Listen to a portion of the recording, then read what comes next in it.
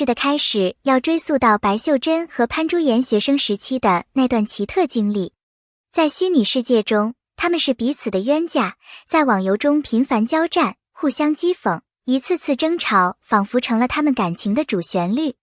那个年代青涩而张扬，他们在对抗中互相记住了对方，却始终没有走近。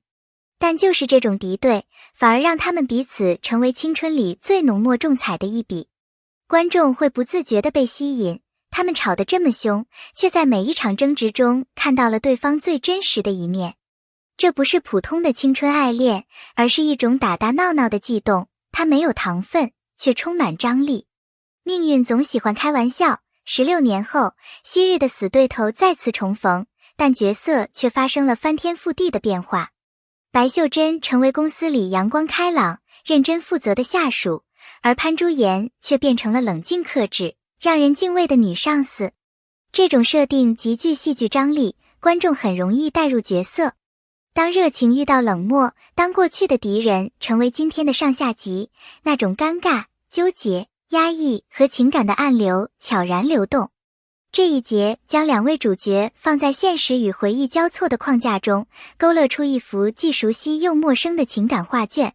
而观众最关心的，也许不是他们是否能重新开始，而是他们是否还记得彼此当年的模样，是否会因为身份悬殊而失去再次靠近的勇气。本片最精彩的部分，莫过于对白秀珍和潘珠妍情感变化的描绘。从彼此敌视到渐生好感，再到因误会产生裂痕，导演将情感复杂性演绎得淋漓尽致。尤其是那些细腻的心理描写，让人心动又心痛。当白秀珍逐渐发现潘珠妍并非冷酷，而是习惯了用距离保护自己，当潘珠妍理解白秀珍的热情不是轻浮，而是源于对过去未尽之情的执着，这种心灵的靠近比千言万语更打动人。而那些误会也并非简单的误解，而是源于成长过程中的创伤与不安。在一次次的争执和误解中，他们学会了倾听彼此，也看清了自己。虽然主题围绕情感与成长，但影片巧妙融入了大量轻松幽默的桥段。比如职场里的小剧场对决，白秀珍的嘴炮反击与潘珠妍的冷笑回击，一来一往，充满火花却不乏温情。观众在捧腹大笑之余，也能捕捉到角色背后隐藏的孤独与脆弱。这种笑中带泪的处理方式，极大地提升了影片的情感深度，使之不再是单纯的爱情喜剧，而是一部关于成长、理解与勇气的生活寓言。影片最打动人的地方，是两位主角在故事中的成长轨迹。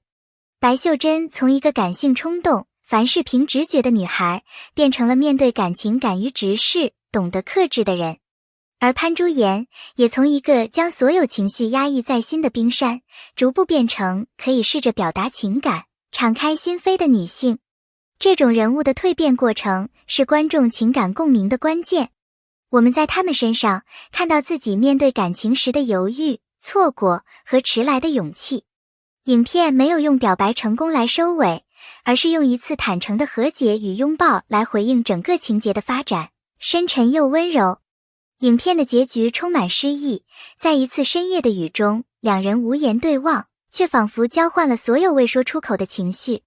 他们并没有立刻走在一起，而是选择给彼此空间，这是成长，也是爱的一种体现。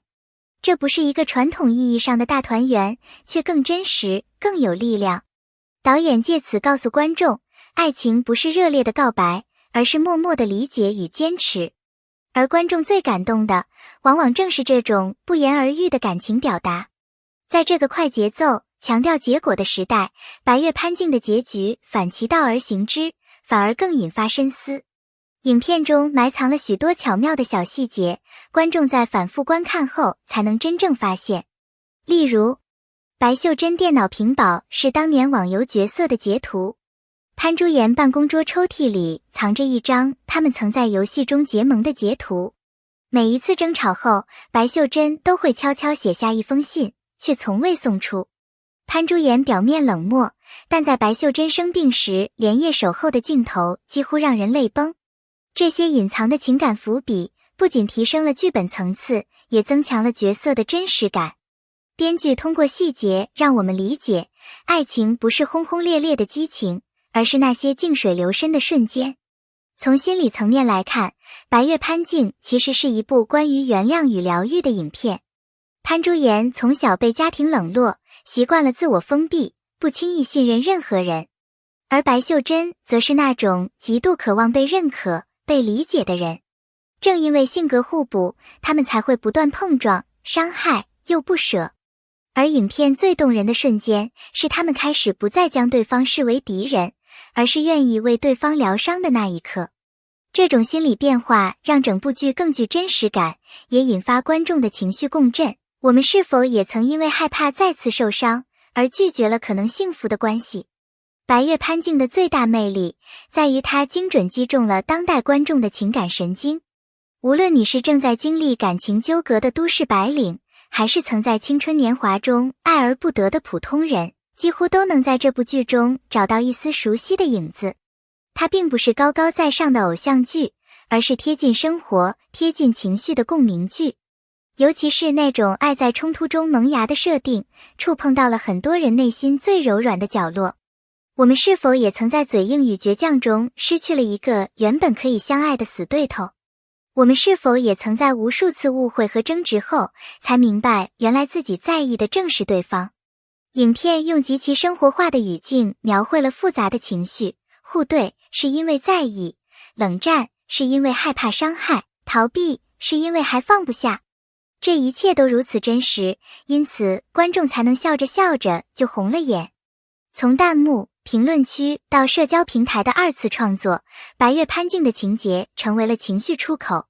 这部剧像一面镜子，照出了每个人感情中的遗憾，也给予了重新审视自我的勇气。白月潘静之所以令人难忘，不仅是因为它拍得好看，更是因为它传达的情感哲学深刻而温柔。爱情最成熟的形态，不是轰轰烈烈的表白，而是我懂你。在这段从冤家到知己的情感旅程中，我们看到两位主角经历了挣扎、误解、拒绝、退让，最终选择理解彼此、接纳彼此。这种转变不是因为爱到深处，而是看懂了人心。这种爱的形式不张扬、不炫耀，却坚定而深沉。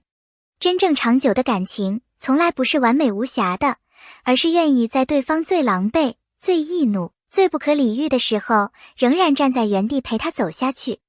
而这种感情，正是白月潘静通过10集的铺陈，层层递进，情绪堆叠，想要带给观众的核心价值。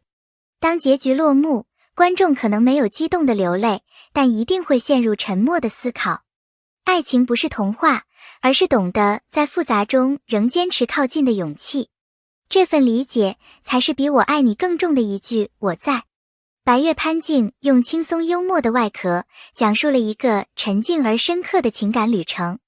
它提醒我们，真正的爱情不在于有没有争吵，而在于争吵过后，是否仍愿意牵手。